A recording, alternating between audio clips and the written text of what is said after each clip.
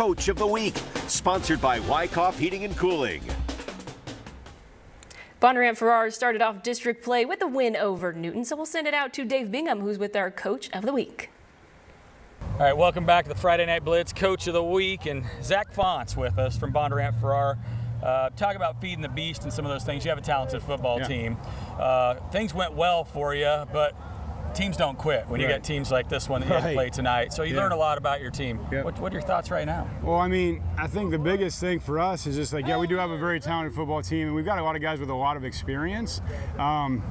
But we've talked a lot about, we have a tough schedule. We play a lot of really great teams, but I think ultimately for us, like, we just try to focus on us. And so, we say that our greatest opponent is us.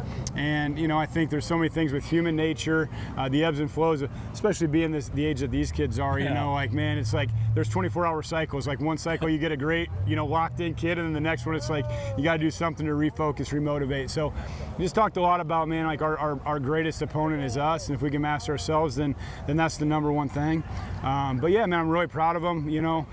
We played really hard. We battled through a lot of adversity, and I think that's what we're going to get, every week from every opponent that we play. And you look at right now, you have to stay with that foundational stuff, and I heard you talk a lot about that. And I mean, the feed the beast was one thing, but you went back to the foundations.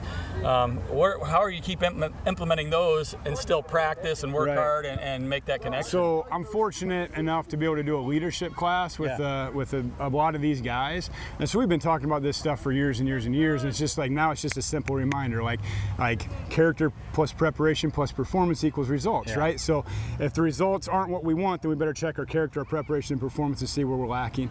Deliberate practice, I did a study on that a while back. I mean, that's like the #1 indicator of success in all human beings. So it's just being in the moment.